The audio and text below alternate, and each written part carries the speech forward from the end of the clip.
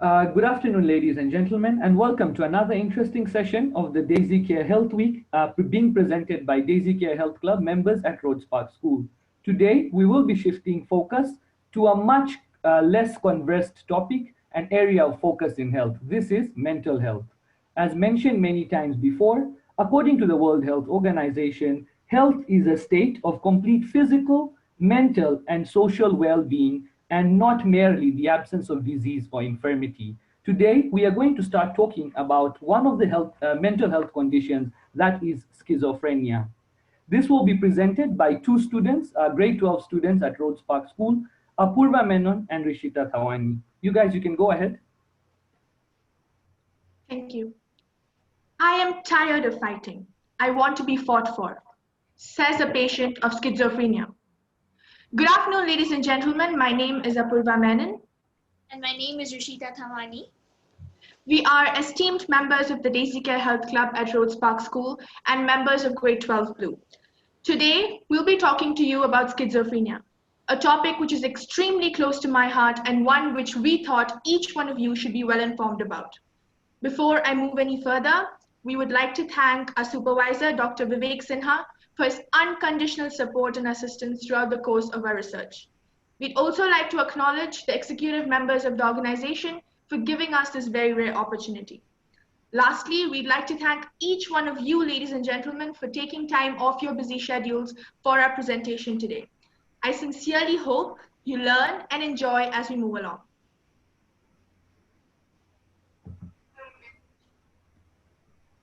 Living with a mental illness is not easy. It's a consistent problem without a clear solution. It is difficult, very, very difficult, way beyond anything any one of us can ever imagine. Like Francisca Zappia once said, sometimes I think people take reality for granted. And I agree with her, because we are really blessed. We have the liberty to laugh every day. We have so many friends around us that love us, that we love. We have a society full of people that care for us. We're able to sense that care and return the care to them. But in spite of having all this, we still tend to complain about the little luxuries we don't have in life, the little luxuries we lack in life, not realizing that there are individuals in this very society less fortunate than us. They don't even have the most fundamental freedom of laughing every day because of their condition. They don't have as many friends as we do because they tend to distance themselves from the society because of their condition. But we don't realize that it is not them, it is their condition. Even if we were in their position, God forbid, we would have reacted to situations and responded the same way they did, because it's not an individual decision, it is their condition that's making them behave the way they did. They often seem to be hopeless about their lives, their present or their future, to such an extent that they find their existence meaningless. To understand them, we must have stepped into their shoes and experienced that feeling. That's why R.D. Laing rightly said, schizophrenia cannot be understood without understanding despair, without understanding hopelessness. I think it's high time that we recognize and support these individuals in our society and fight for them along with them. But I hope we all realize that we shouldn't fight. We're fighting against schizophrenia and not those with schizophrenia.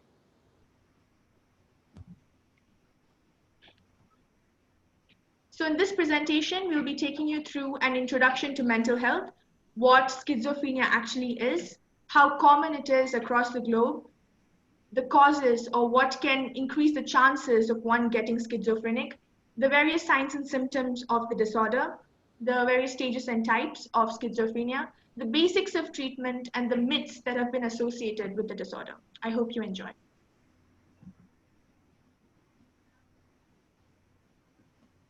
Health is a state of complete physical, mental, and social well-being, and not merely the absence of disease or infirmity, like was earlier mentioned today. This implies that mental health is more than just the absence of mental disorders or mental disabilities. Having said this, mental health is a state of well-being in which an individual realizes his or her own abilities, can cope with the normal stresses of life, can work productively, and is able to make a contribution to his or her community. One can improve their mental health by keeping a positive attitude on a day-to-day basis, by doing regular exercises, having balanced diets, and attaining enough sleep. It is extremely important that we keep a good mental health because it controls the way we behave, feel, and respond to situations. This in turn encourages productivity and effectiveness in the work that we do on a day-to-day basis.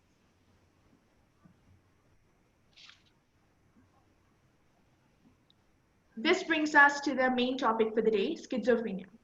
Schizophrenia is a psychosis, a type of mental illness characterized by distortions in thinking, perception, emotions, language, sense of self, and behavior.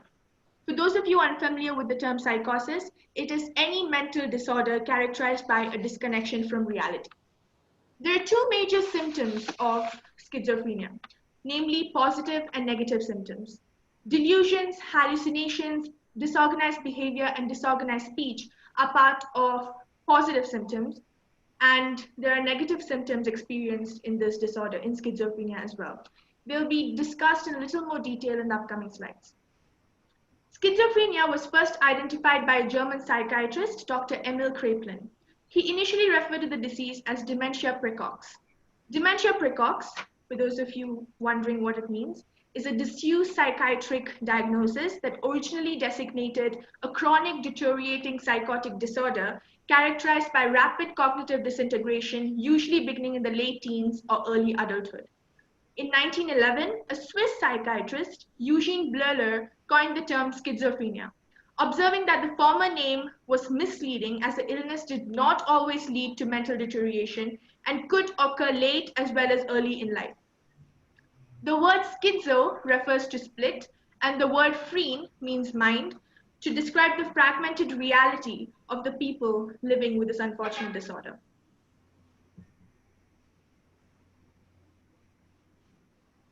In 2019, the total number of diagnosed cases of schizophrenia was 20 million.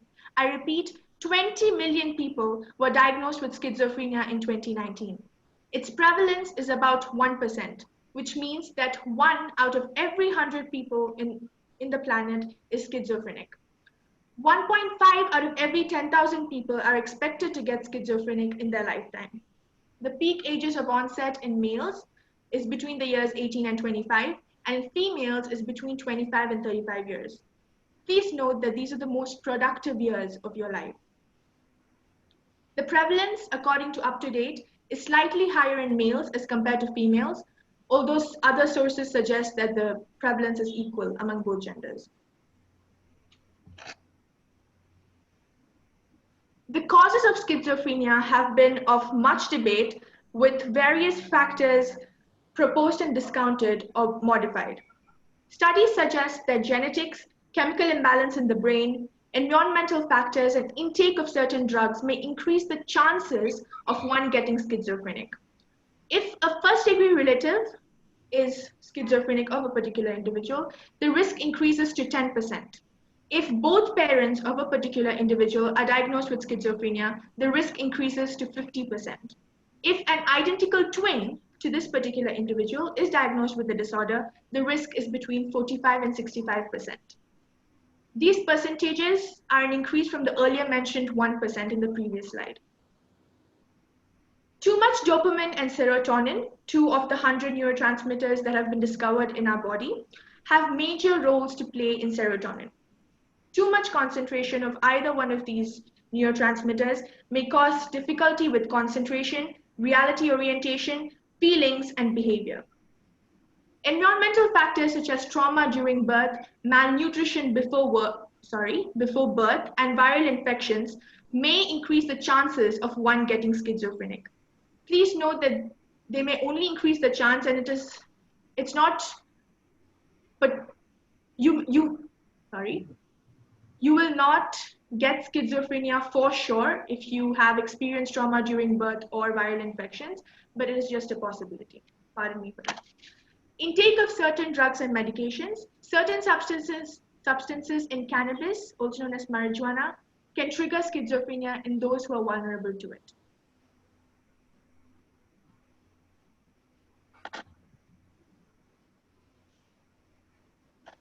This brings us to the positive symptoms of schizophrenia, which was earlier mentioned in the presentation.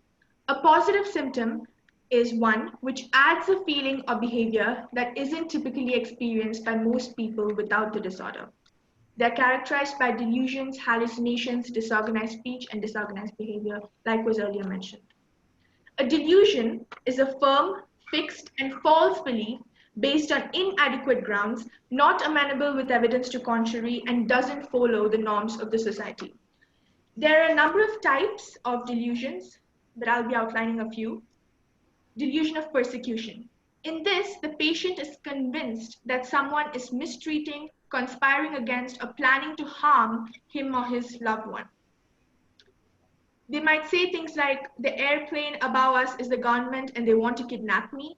Or they may say things like, my neighbors are planning to steal my car. Others believe that another person or group of people are controlling their general thoughts and behavior. They may feel like their private thoughts are being transmitted to others. This is called delusion of control. There is delusion of grandeur, in which people feel like they have specific supernatural powers. Even people without the disorder may hold unreasonably high opinions of themselves, but unlike them, individuals experiencing delusion of grandeur are unshakably convinced that their delusions are true. They may believe that they're related to a Hollywood celebrity, or that they're a multimillionaire, or that they have a special relationship with God. Patients also experience erotomanic delusions in which they strongly believe that another person, often someone more popular than them, is in love with them. This brings us to hallucinations. A hallucination is when you see, hear, or feel things connected to your delusion that aren't really there. For example, if you believe you have a specific relationship with God, you may hear God's voice. Believing that you have a special relationship with God is delusion of grandeur, like was earlier outlined. You may hear God's voice in that case, and that is hallucination. Note that there's a key difference between an illusion and hallucination. In the latter, which is hallucination, the external stimulus is absent. It is completely absent. While in illusions, the external stimulus is present, but is seen as something different from what it actually is. There are many types of hallucinations again, namely auditory, tactile, olfactory, and the like. Auditory hallucinations are the most common in schizophrenia. There are two major types of auditory hallucinations, namely second person and third person. In the former, the patient hears voices talking to them and they're often commands. In third person auditory hallucinations, the patient hears two voices talking or conversing with each other. This takes us to disorganized speech, also known as positive form thought disorder. This refers to an impaired capacity to sustain coherent discourse and occurs in the patient's written or spoken language. Examples include frequent interruptions in thought and jumping from one idea to another without completing one, tendency to speak about topics unrelated to the main topic, and saying the same thing over and over and over again. Disorganized behavior. In this, the patients feature bizarre behavior. They showcase unusual sexual behavior. Patients may, for example, masturbate in public, and they're often aggressive and ritualistic. But please remember that it's not their fault. It's their condition that makes them behave this way, speak the way they do, hallucinate, or have delusions. It's their condition. It's not an individual decision. Thank you so much. My co-presenter will take it over from here. Good afternoon once again, ladies and gentlemen. I'll be taking you through the negative symptoms and some more details regarding our topic for the day, schizophrenia. First of all, we need to know what negative symptoms are. Negative symptoms refer to an absence or lack of normal mental function involving thinking, behavior, and perception. Schizophrenics face a number of negative symptoms, and here are some. Affect. Affect is the objective description of the emotion, while mood is the subjective. Flattening is unchanging facial expression. A schizophrenic will have reduced movements and gestures they can perform are limited. Alogia. Alogia is impoverished thinking and cognition. A schizophrenic person's thought is empty, slow, and turgid. A patient may give replies to questions that are brief or concrete. They have a normal amount of speech, but the speech is nonsensical or meaningless. A volition apathy. A volition is a lack of willingness to do something. And apathy is lack of interest in daily activity. A schizophrenic person may have poor grooming and hygiene. A school-going person may be impersistent at schoolwork and doing other works. And hedonia is a lack of interest in pleasurable activity, and asociality is when a person, in this case a schizophrenic, may have a difficulty in establishing a relationship. A schizophrenic may not want to do recreational activities and not even desire to do what they used to enjoy doing before. Inattention. This is lack of attention by the patient. Patients may be missing details and become distracted easily. They do not pick conversations easily as a normal person would and may seem out of the moment. To diagnose schizophrenia according to DSM-5, one needs 2 or more of symptoms: delusions, hallucination, disorganized speech, disorganized behavior, or negative symptoms, with at least one being one of the first 3. The person's activity should be impaired for a period of greater than 6 months, and these symptoms should at least be of 1 month. These aspects should not be attributed to any other condition such as substance abuse. Schizophrenia is a chronic disorder characterized by 3 stages: prodromal, active, and residual. Prodromal. This early stage is often not recognized until after the illness has progressed. In this early prodromal phase, symptoms aren't always obvious. This is because the first signs of schizophrenia may be overlooked as they are common to many other conditions such as depression. The first symptoms include social withdrawal and irritability. Active stage. This is also known as acute schizophrenia. This phase is the most visible.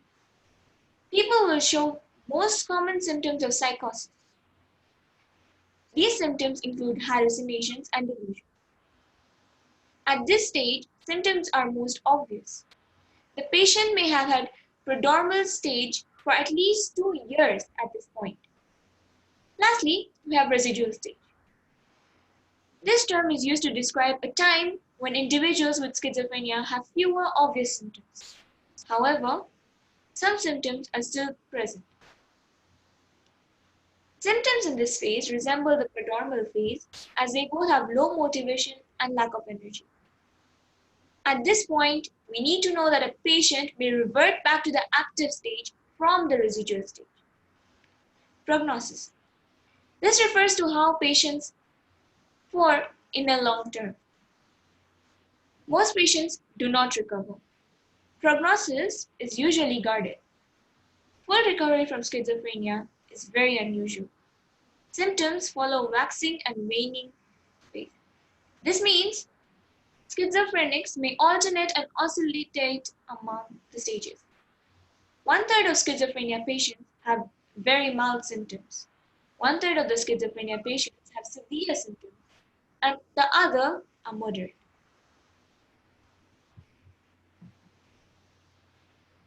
There are 5 subtypes of schizophrenia based on predominant symptoms that a patient is experiencing, while evaluated by a mental health professional.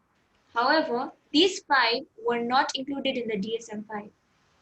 These terms can be considered as historical ways of classifying schizophrenia. Paranoid schizophrenia. This is the most common form of schizophrenia. It is characterized by dominance of positive symptoms such as delusions and hallucinations. These debilitating symptoms blur the line between what is real and what is not. Hebephrenic schizophrenia, also known as disorganized schizophrenia. This type of schizophrenia usually develops when you're 15 to 25 years old. People with this often show little or no emotion in their facial expressions and sometimes give inappropriate emotional responses. Simple schizophrenia. With this, the negative symptoms are the most prominent early and will get worse. It is rare to experience positive symptoms. Catatonic schizophrenia is one characterized by unusual features, for example, waxy flexibility. Waxy flexibility means they have decreased response to stimuli and remain in an immobile posture. They also experience mutism, which is unwillingness or refusal to speak, and negativism. Residual schizophrenia. A patient may be diagnosed with this if they have a history of psychosis but experience negative symptoms. Moving on to treatment. Schizophrenia unfortunately has no cure. However, it can be treated in two main ways. Psychopharmacology. Drugs and electroconvulsive therapy are used under this. Under drugs, we have antipsychotics, which act on the dopamine pathway. Doctors use first and second generation of antipsychotics. These drugs take at least 4 to 6 weeks to start their action on a patient. The most common drug used in Zambia is Modicate. Electroconvulsive therapy, formerly known as electroshock therapy, is a treatment in which seizures are electrically induced patients provide relief from mental disorders. This therapy is used, but in very special cases. Psychotherapy. This addresses thoughts, feelings, behavior, and relationships. This is not just counseling. The aims of psychotherapy are for patients to have fewer episodes of the disorder, to stabilize symptoms, to avoid hospitalization of the schizophrenia patient. There are other ways, which include family therapy, cognitive rehabilitation, social skills, and vocational training.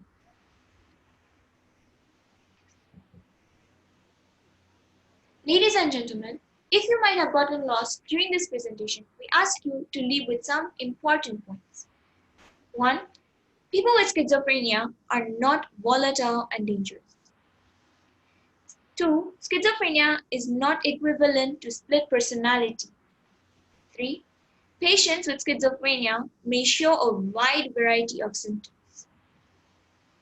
4. Patients with schizophrenia are not always hospitalized and can be treated as outpatients.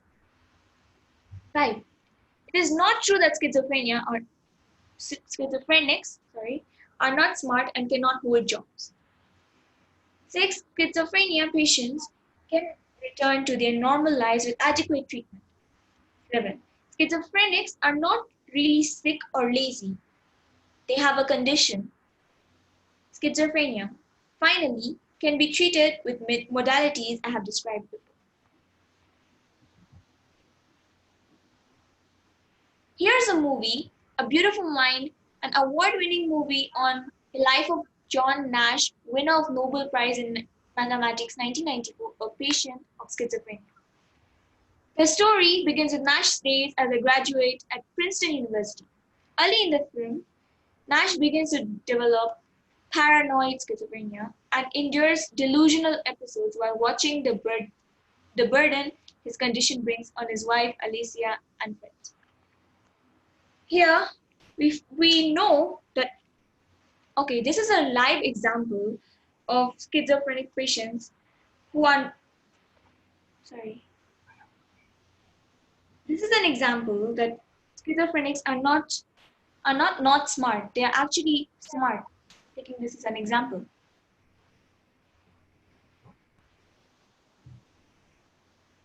These are some of the references Apurva and I made during the presentation, and we hope that you took some points out of our presentation and you enjoyed it. Thank you. Thank you, Apurva and Rishita, for that detailed and exceptional presentation on schizophrenia. As has been mentioned by the presenters, it is important that we all are cognizant about schizophrenia and what it can bring to a patient's life who develops schizophrenia. At this point in time, I'll just invite their supervisor, Vivek, to just say a few words. All right, very good afternoon, everyone. Thank you, Apurva and Rishita, for that brilliant overview of schizophrenia, a condition that you chose one that is not only stigmatized but poorly understood in our society. Mental health, as correctly alluded to, is a very difficult condition, especially in this part of the world where there's little knowledge about it and a lot of stigma. With this presentation brought to you this afternoon, we were hoping to address the gap of knowledge in mental health, especially that around schizophrenia, to make people around aware that these conditions could adversely affect anybody, including yourself, your relatives, or friends. We are hopeful that with this presentation, you have picked up a little bit about mental health, and this performance has really stimulated you to go ahead and read about mental health conditions. So thank you, Rishita and Apurva, for this wonderful presentation. It has not been easy to put this together with the background of just grade 12 that you have, but I think you've done a fantastic job in summarizing the versatility in a condition such as schizophrenia. So a job well done, and I hope everybody has learned one thing or another. Thank you very much.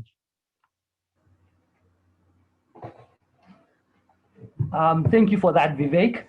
Thank you for everyone that managed to log in today. Tomorrow, we will be finishing our health week with another presentation on mental health, and we will be looking at autism spectrum disorder. So don't forget to tune in tomorrow at 16 hours. Thank you, take care, and stay safe.